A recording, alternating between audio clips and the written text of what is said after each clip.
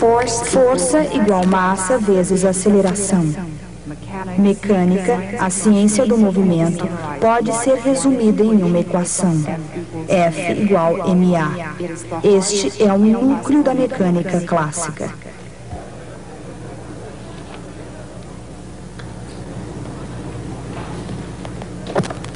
Em 1543, Copérnico escreveu esse livrinho e o mundo aristotélico começou a desmoronar. 150 anos mais tarde, ele ainda está em ruínas e não apareceu nada para tomar o seu lugar. É claro que houve algum progresso. Kepler descobriu suas 3 leis, passamos a entender os corpos em queda e também a inércia. Mas não havia um princípio unificador. A perfeição absoluta do mundo aristotélico transformou-se em grande confusão. Foi então que, num livro estonteante, Isaac Newton inventou a física, como a conhecemos hoje, e restabeleceu a ordem nos céus e na terra.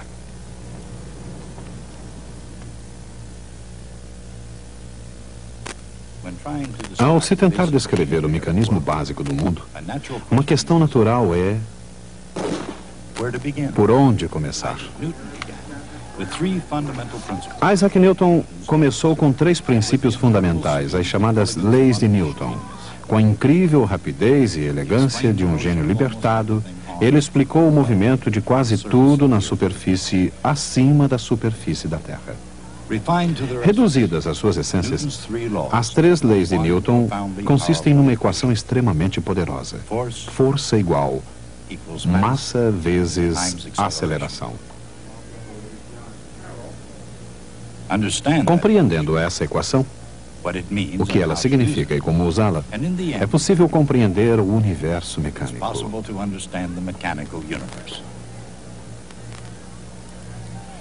Ao mesmo tempo, compreender essa grande complexidade pode significar compreender o que parece ser puro e simples. Por exemplo, uma análise mais atenta da equação F igual ma revela imediatamente 2 complicações. Primeiro, força igual massa vezes aceleração é uma equação vetorial. Tanto a força quanto a aceleração são vetores. Em outras palavras, têm direções definidas. Em F igual m vezes a, elas devem ter a mesma direção. Uma segunda complicação surge no símbolo A, que representa a aceleração. É bom lembrarmos que a aceleração não é a posição de uma determinada coisa e também não é a velocidade com que alguma coisa muda de posição. A aceleração é a rapidez com que alguma coisa se torna mais rápida. Isso significa, portanto, que a aceleração é uma derivada de uma derivada e que a equação simples de Isaac Newton, F igual ma, é uma equação vetorial, envolvendo uma derivada de uma derivada. Por exemplo, quando um corpo ou uma massa cai, a gravidade exerce uma força, F. Uma força para baixo, naturalmente. E o resultado é a aceleração.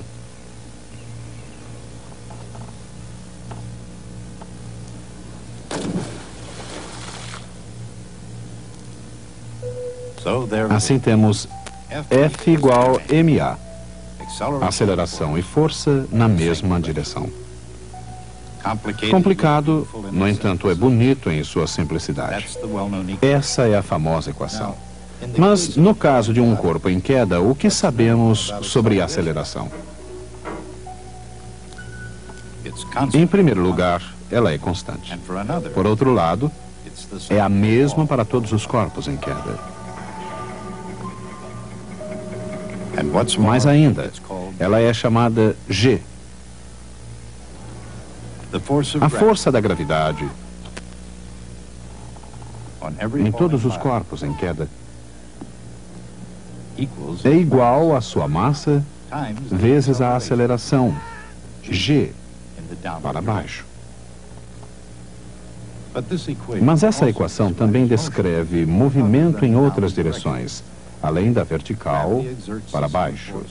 A gravidade exerce a mesma força sobre um corpo, não importa em que direção ele se movimente.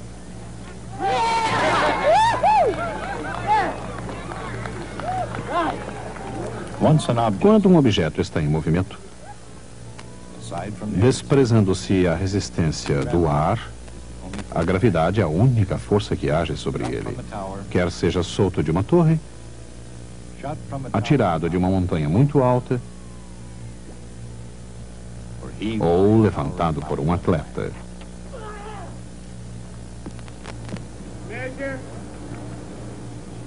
Todos os objetos em movimento caem sob a influência da gravidade.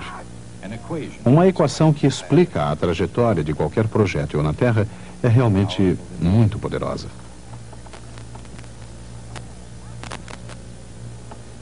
E para que possamos ver como ela realmente funciona, é preciso voltarmos ao início.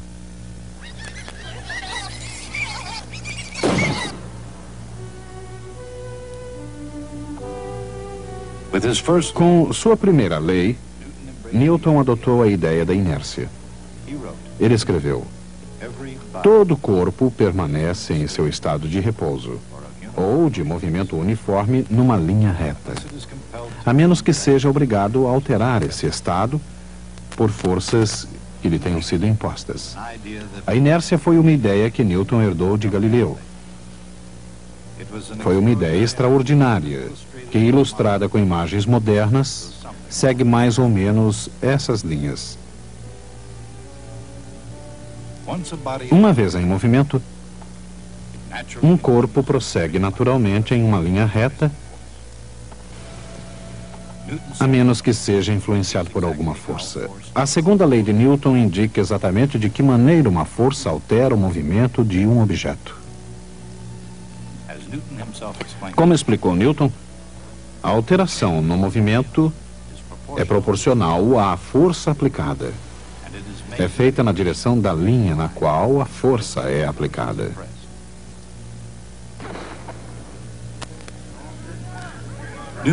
Newton usou a palavra movimento com o significado de quantidade de movimento, a velocidade de um corpo multiplicada por sua massa. Embora Newton tenha expressado suas ideias através da geometria clássica, utilizando figuras geométricas e relações entre quantidades, ele sabia que suas leis poderiam ser expressas como equações diferenciais. A segunda lei de Newton diz que a força aplicada é igual à razão da variação da quantidade de movimento.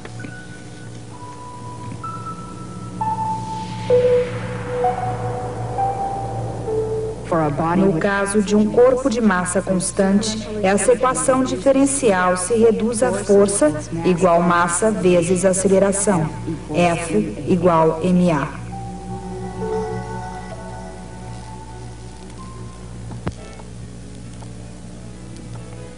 Para cada ação, ocorre sempre uma reação igual. Ou as ações mútuas entre dois corpos são sempre iguais e dirigidas uma oposta à outra. Esta é a terceira lei de Newton. Uma coisa não pode tocar outra sem ser também tocada. Em outras palavras, os corpos não apenas agem, eles interagem uns com os outros.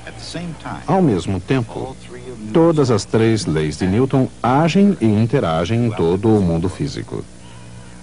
A trajetória de qualquer projétil demonstra de maneira clara e convincente as consequências das três leis de Newton. Quando um objeto é lançado e abandonado numa trajetória livre, qual a natureza dessa trajetória? Não importando qual seja o tipo de projétil e qual sua finalidade, será que todas as trajetórias são essencialmente as mesmas?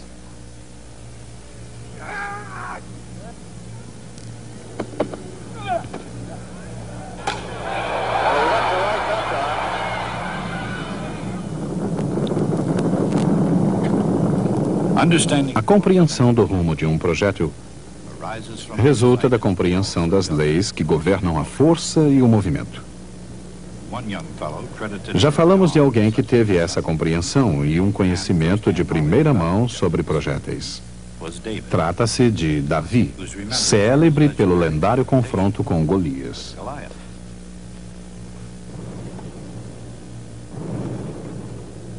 Contrariando as expectativas, o jovem Davi demonstrou a relação entre força e quantidade de movimento. Na verdade, Davi e Golias talvez não possuíssem forças tão desproporcionais como diz a lenda. Afinal, seria esse o modelo de um intelecto devastador?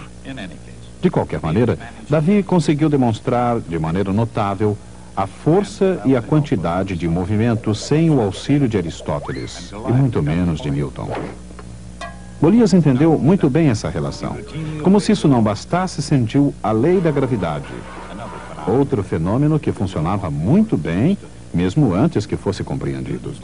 As leis de Newton não mudaram a maneira como o mundo funciona, mas elas mudaram para sempre a maneira pela qual compreendemos o mundo. Quer seja num campo de batalha, numa pista de atletismo, ou nos verdes campos da Inglaterra. A órbita de qualquer projétil pode ser descrita no campo da matemática. Nas próprias palavras de Newton. Então, dessas forças, deduzia os movimentos dos planetas, dos cometas, da Lua e do mar.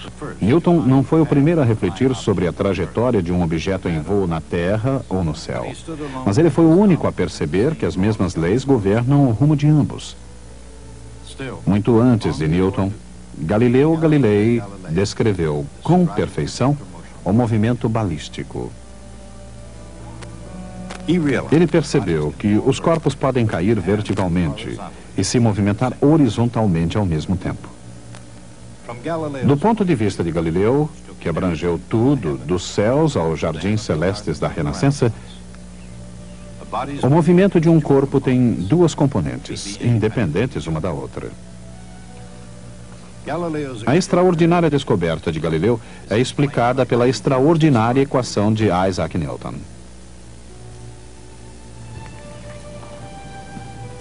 A componente vertical da força vetorial é mg descendente ou menos mg. Absolutamente nenhuma força age na direção horizontal. Só a componente vertical da aceleração é menos g. Na direção horizontal, onde não há qualquer força, a aceleração é zero. A aceleração é a rapidez da mudança de velocidade. Como a velocidade horizontal não se altera, ela deve ser constante. A velocidade constante na direção horizontal e a aceleração constante para baixo agem de forma independente e simultânea. Esses são os elementos das trajetórias, segundo Galileu. E também os resultados da equação de Newton. Força igual massa vezes aceleração. F igual ma. Mas para compreender o real significado de F igual ma, é necessário voltar a uma época em que os estudiosos não contavam com a sua ajuda para decifrar os fenômenos do mundo. Na Grécia Antiga, os estudiosos acreditavam que tudo na natureza retornava ao estado de repouso. Que retornar ao estado de repouso fazia parte da natureza de todas as coisas em movimento. De acordo com os aristotélicos, todos os objetos em movimento eram impelidos por uma força motora. Quando essa força não podia ser observada, como no caso do movimento de um projétil, Aristóteles dizia que o próprio ar era responsável pelo movimento. Muito tempo depois, e embora a Europa medieval preservasse essa visão aristotélica do mundo, essa explicação não parecia inteiramente satisfatória. Para explicar o desamparado movimento dos projéteis, como lanças, flechas e balas de canhão, os estudiosos lançaram a ideia de ímpeto. Lançando um projétil, dava-se-lhe uma quantidade finita de ímpeto que proporcionava movimento ao objeto. Quando o ímpeto acabava, o objeto subitamente caía na terra. Ímpeto não foi uma má ideia, mas ela não conseguiu atingir o seu alvo. A ideia medieval de ímpeto não incluía o princípio da inércia, um princípio que não seria atingido até o Renascimento. Quando a trajetória parabólica de um projétil foi descoberta por Galileu. Nas próprias palavras de Galileu, observou-se que mísseis e projéteis descrevem alguma espécie de trajetória curva. No entanto, ninguém percebeu o fato de que essa trajetória é uma parábola.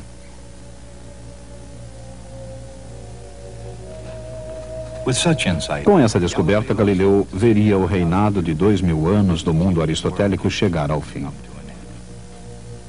E ele não estava sozinho.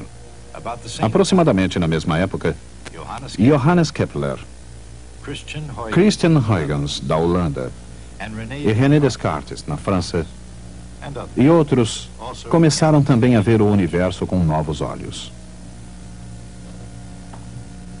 Mas, por mais extraordinário que fosse esse grupo de cientistas, seus pontos de vista individuais não produziram algo muito importante, uma síntese, um princípio organizador do mundo físico como um todo.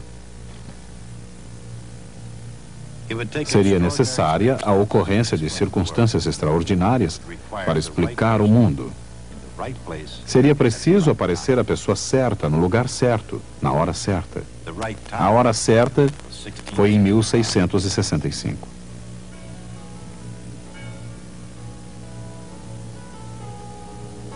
E a pessoa certa foi Isaac Newton.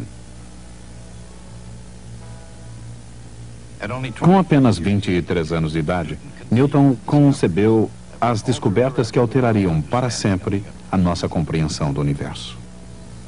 Com apenas 3 leis fundamentais, Newton descobriu a causa do movimento. E com isso, seu princípio dinâmico complementou a descrição matemática de movimento de Galileu. Em outras palavras, enquanto a cinemática de Galileu descrevia o movimento, a dinâmica de Newton o explicava. Mas as leis de Newton também explicam como um corpo se movimenta. Combinando o seu cálculo com sua mecânica, o movimento de um objeto pode ser descrito perfeitamente. O movimento de um projétil tem uma aceleração igual a menos g na direção vertical e uma velocidade constante na direção horizontal. Qual seria o significado dessa constante?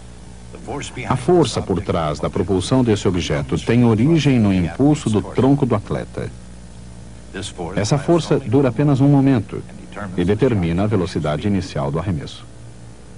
Quando o projétil deixa a mão do atleta, ele apresenta uma certa componente de velocidade na direção x, que é o valor constante da velocidade horizontal.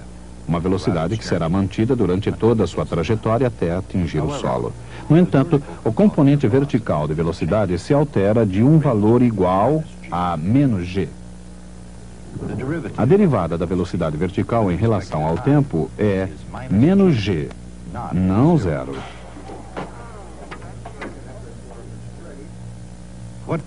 Qual a função que tem como derivada menos g? Menos gt é uma resposta. Mas menos gt mais qualquer constante também é uma resposta, uma vez que a derivada de uma constante é zero. Qual o significado dessa constante?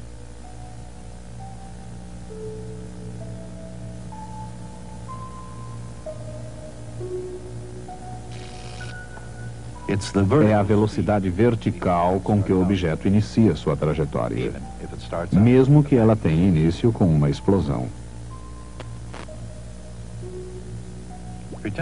Suponhamos por um momento que não exista a gravidade. Assim, qualquer projétil seguiria uma trajetória em linha reta, mantendo tanto a velocidade horizontal quanto a vertical com que começou. Mas a gravidade, de fato, modela o movimento de um projétil. A maneira como isso ocorre é demonstrada na lei da queda dos corpos de Galileu. O que realmente acontece é que um projétil cai continuamente além da sua trajetória imaginária em linha reta a uma razão igual a meio g t ao quadrado, exatamente como se caísse de um estado de repouso. Todas essas brilhantes conclusões de Galileu são as consequências simples e diretas de uma lei concisa de Isaac Newton, resumida na equação F igual ma.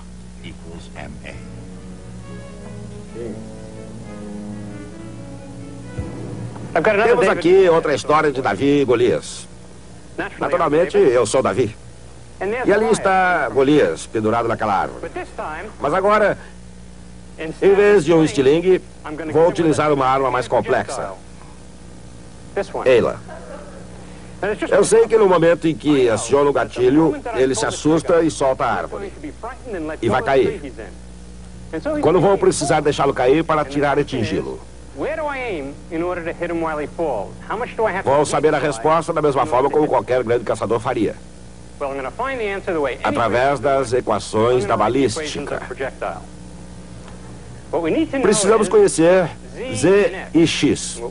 Mas o que sabemos é que dz sobre dt, porque vz igual menos gt mais vz inicial. E dx sobre dt, porque vx igual vx inicial.